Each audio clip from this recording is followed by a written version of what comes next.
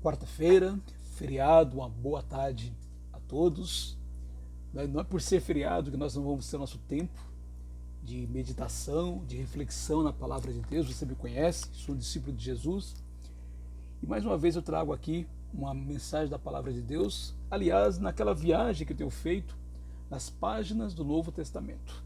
Ou melhor, páginas do Velho Testamento. Na verdade, já viajei nas páginas do Novo Testamento, comecei o Velho Testamento. Estou no livro de Oséias, mas há algum tempo atrás eu passei pelo livro de Jeremias. E de lá tirei muitas mensagens, muitas reflexões que eu tenho publicado nas redes sociais, e esta de hoje é uma delas.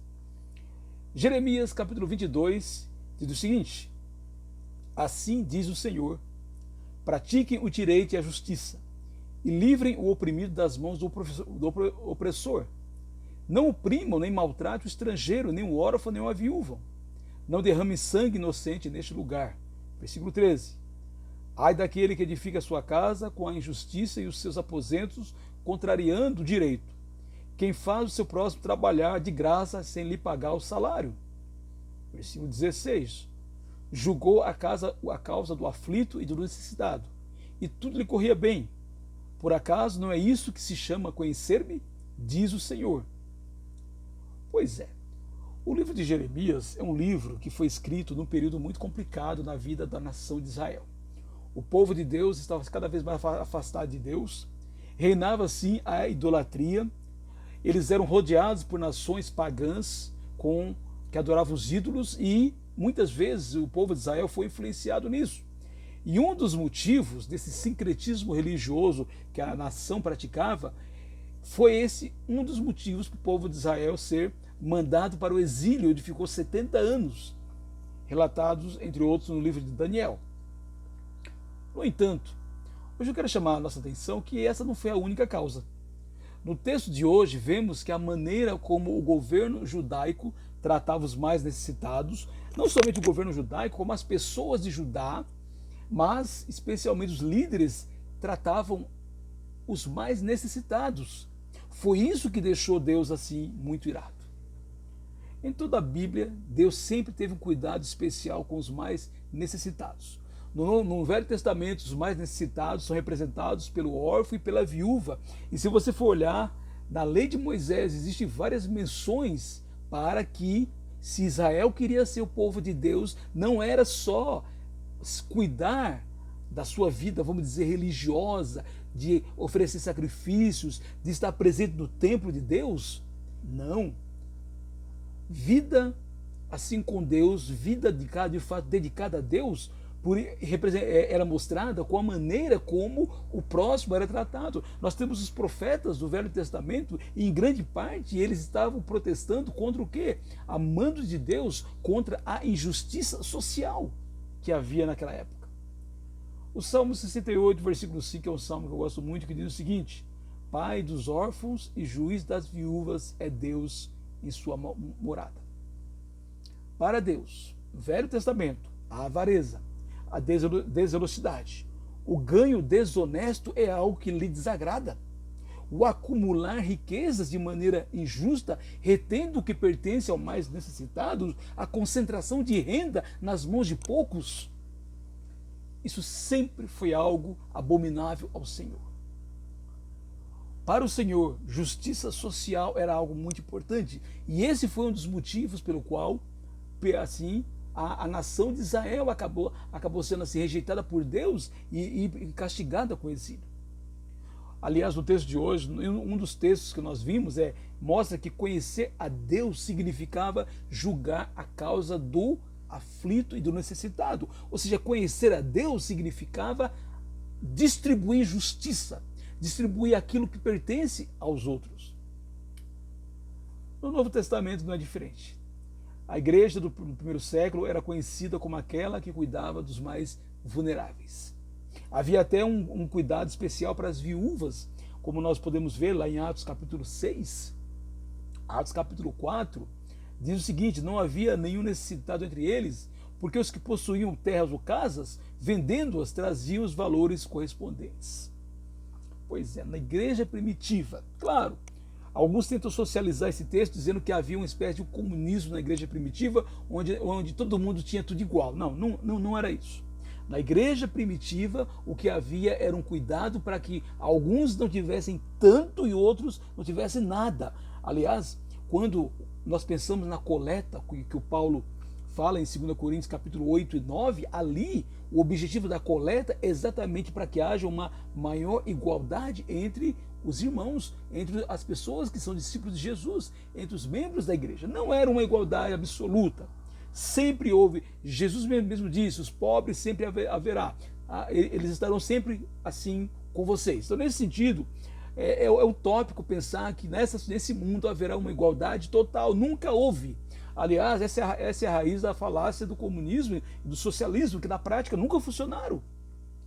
Porém, na igreja primitiva, a desigualdade entre os irmãos era combatida com os que possuíam muito, diminuindo a quantidade de bens que tinham em favor dos que nada tinham. Por esse motivo que no capítulo 4, o Barnabé, ele tem um terreno, e o Barnabé provavelmente era um homem rico, e ele vende aquele terreno e distribui o valor entre a comunidade para ajudar os mais necessitados. No capítulo 5, Ananias e Safira pensam em fazer isso, só que eles querem fazer isso para autopromoção, e por esse motivo eles não são aceitos, acabam morrendo por isso.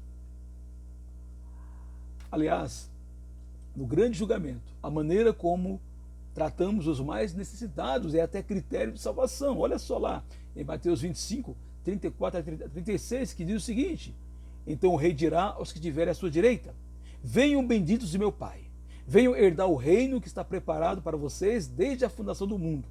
Porque tive fome e vocês me deram de comer, tive sede e vocês me deram de beber. Eu era forasteiro e vocês me hospedaram.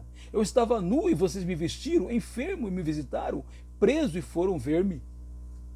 Uma das características de uma pessoa que é governada por Jesus é que ela é cada vez mais mão aberta. Nós não temos condições, nem individualmente, nem como igreja, acabar com as desigualdades sociais no mundo. Mas nós temos condições de, aqueles que têm um pouco mais, acudir àqueles que têm menos.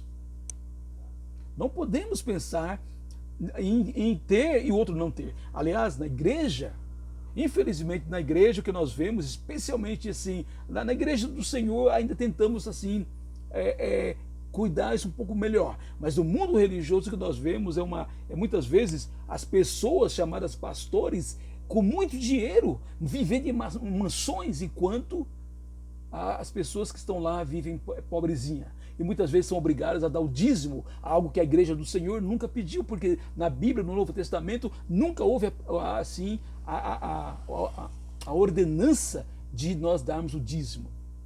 Não.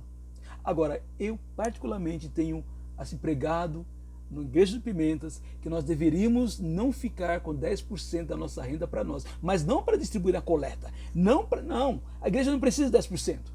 Mas 10% onde eu vou tirar uma parte para ofertar, claro, a Bíblia fala da ideia de ofertar, não da dízimo, mas de ofertar de maneira voluntária, generosa, mas outra parte, às vezes surge alguém precisando de uma necessidade, alguém com uma crise na vida, alguém passando por um problema, um desemprego, alguém às vezes com risco até de ser desalojado. O que nós como igreja do Senhor devemos fazer?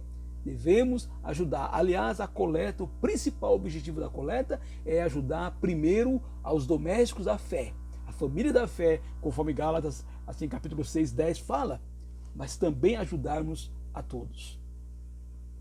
Finalmente, Tiago, em sua carta, repreende os que exploram os outros e mostra qual é a verdadeira religião para com Deus, lá em Tiago, capítulo 5, versículo 4, que diz o seguinte: eis que o salário dos trabalhadores que fizeram a colheita dos campos de vocês e que foi retido com fraude está clamando, e o clamor dos que fizeram a colheita chegou aos ouvidos do Senhor dos Exércitos. Já naquela época havia pessoas que não pagavam os trabalhadores, ou não pagavam nada, ou então exploravam. E o Tiago, no capítulo 4, ele é muito duro com os ricos, porque eles dizem: vocês estão explorando o inocente, estão explorando os pobres, e isso não ficará assim, porque Deus, no momento certo, vai cobrar de vocês.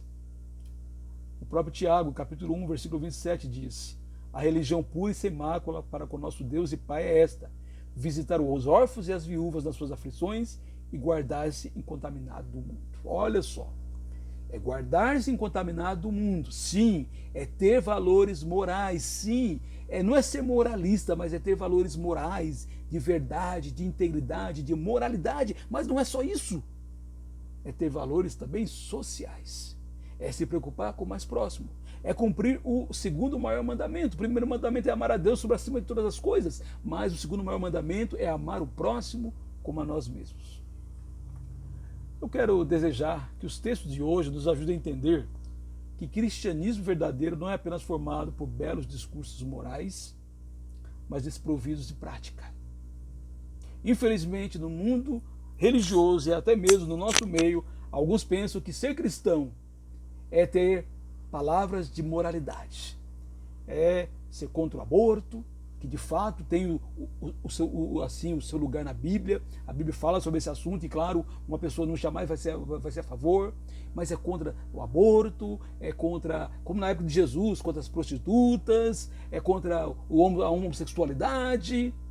Claro, a Bíblia fala sobre todos esses assuntos, mas nós precisamos entender que cristianismo é muito mais do que isso, que o cristão, que o seguidor de Jesus, ele deve ser conhecido não por ser contra isso ou aquilo outro, mas ele deve ser conhecido por viver uma vida íntegra, reta, justa, moral, mas também alguém que se preocupa, que não olha só para o seu umbigo, mas se preocupa com o próximo, com aquele que passa necessidade.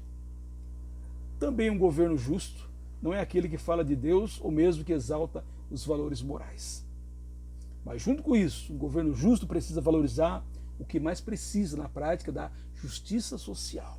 O Estado existe não para dominar tudo, como infelizmente assim quem pensa de uma maneira que é chamado de esquerda fala. Não, o Estado não é para ter tudo, mas o Estado é para administrar e aplicar justiça, especialmente naqueles que mais precisam.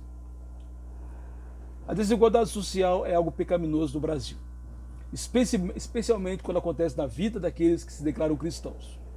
Eu costumo dizer, quando a gente está lá em nossas reuniões no domingo, no nosso culto é bem cedinho, é domingo de manhã, e domingo de manhã eu costumo assim dizer, se você está aqui hoje e não tomou café porque você perdeu a hora, é um problema seu.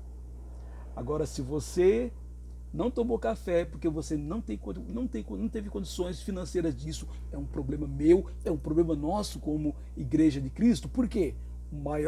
O segundo maior mandamento, Mateus 22:39, é amar ao próximo como a nós mesmos. Eu quero finalizar dizendo que se há algo que enche o coração de Deus de alegria, é quando individualmente, como igreja e como nação, nos preocupamos com o pobre, o necessitado e o oprimido. Se você quer ter essa mensagem por escrito, entre lá, igrejadecristo.net, e faz uma pesquisa. Cristianismo é muito mais que discursos moralistas. E você vai ter essa mensagem escrita que você poderá compartilhar com quem você quiser.